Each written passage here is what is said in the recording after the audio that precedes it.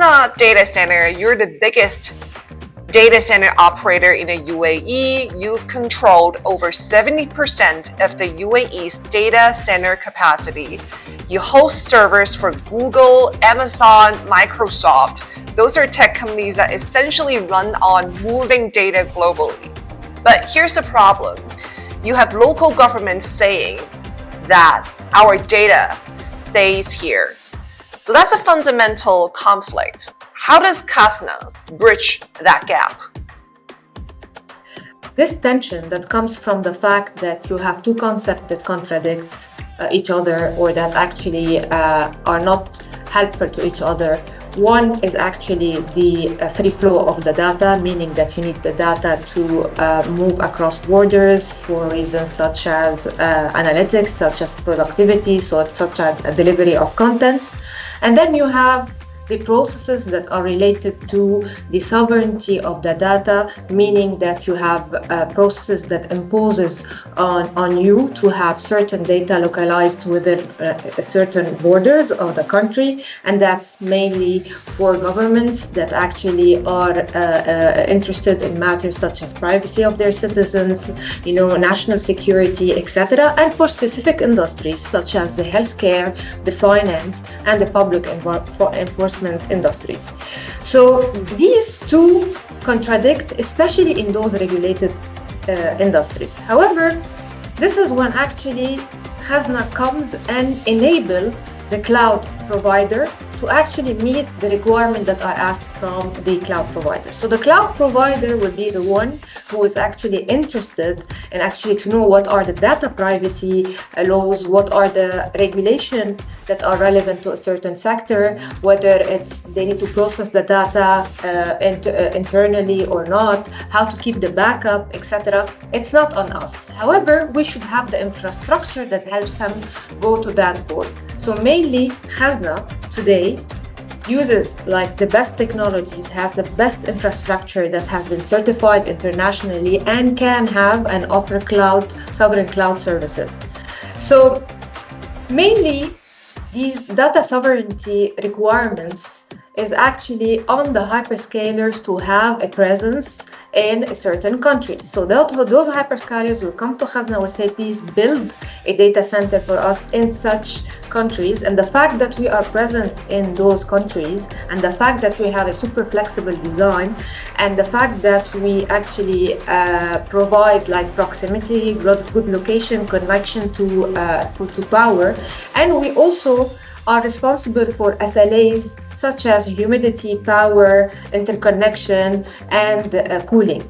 So they come with their specification. We go back with a statement of qualification. However, we are their partner because without us, they are not enabled to actually do what is required in terms of data sovereignty. Now, Khazna has certainly scaled fast in the past decade. You've gone from 2 megawatts in 2014 to now operating in multiple jurisdictions, including Turkey, Italy, France, and even Kenya. That's a lot of ground to cover. How do you keep up with the different regulatory requirements in each market and make sure that you're legally ready before entering each new jurisdiction? The main question is actually related to power and to land. So we do a land due diligence to understand what the types of right we have on that land, and that might differ from musataha, as we have in the UAE, to use of rock, to leasehold, to ownership even. Sometimes we consider ownership of the land, and we do a DD on the fact that to see what are the zoning permits, what is the building permits that are required, etc. And the next super important thing is the power.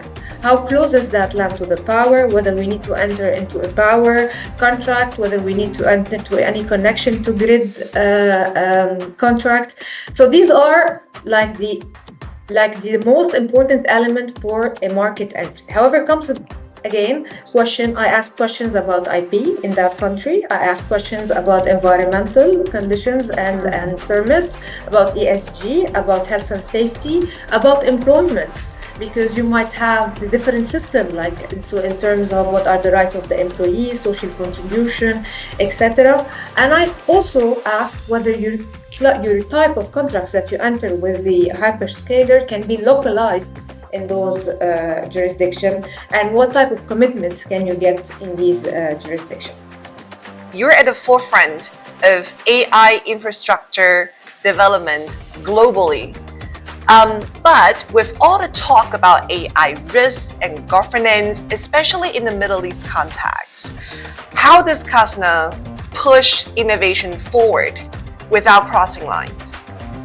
In my opinion, whether it's related to data centers or not related to data centers, the role of the AI governance comes before the deployment of the AI model. So it comes initially just before. So when you are training the model, is it when you need to incorporate, AI ethics principles in the model. So there are also other ways and other initiatives. So for example, we can get people to start adopting the principle of AI governance that were developed by ISO, by OECD. We can look at the sector that are super regulated and try to control more and try to have more audits than the ones that are less regulated. So in sectors such as the healthcare, such as banking system, etc., you need stricter control, you need more stringent audit, etc. Now, definitely there's the policy part. So the policy part is super important. Instead of having like a one big a law that applies on everything, you should have policies per sectors. Now, what's very important for me is that when you want to adopt an AI model, it's not just to adopt it as is for the Middle East. You need to adapt it, not just adopt it. So by adapting, I say it needs to take into consideration the factors that are important for the Middle East in terms of social, features, in terms of religious, etc. So you need to implement that in the model before you adopt it. So earlier, your General Counsel, Roula, has touched on the two of the most important things when you're navigating the compliance requirements in different jurisdictions. She mentioned power and she mentioned land. And now let's talk about another elephant in the room, data centers and water. We're looking at potentially 61 billion liters of water consumed annually in the UAE by 2030. Now, how's the legal team addressing these environmental compliance challenges, particularly around power and water usage, while the country is trying to hit net zero emissions? We build compliance from day one.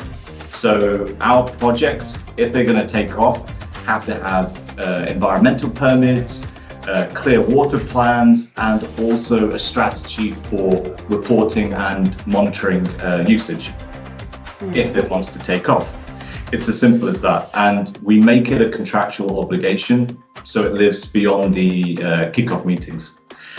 On the technology front, we're backing engineering that actually works and reduces power and water usage. So for our AI halls, we are using closed loop and liquid to liquid cooling where the workloads allow. And at our Mazda AUH6 data center, we actually paired smart design with on-site solar. So we were able to hit both sides of the equation, reduce water stress and better efficiency.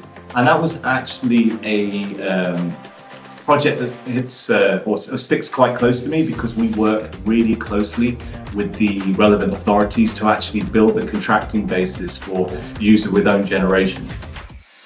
And look, I know people say lawyers are risk averse or can be, but we really do have to plan for a drier future and not a best case scenario. So one of the things that we've been doing is evolving our frameworks with our supply chain to bring in the requirements for environmental management systems and compliance across the board. We also specify the metering and cooling requirements that we need so that we're able to report to our clients and also allow ourselves to be audited. We have to be transparent, and that keeps us honest. Ultimately, the UAE wants data infrastructure to be one of the major pillars of its economic diversification away from petroleum. And Khazna's own CEO have said that Western markets have underestimated what this region, the Middle East, the Gulf, can do digitally. From a legal perspective, how does your team support Khazna's efforts to compete with those traditional Western players in this space and support the national vision of becoming digitally capable?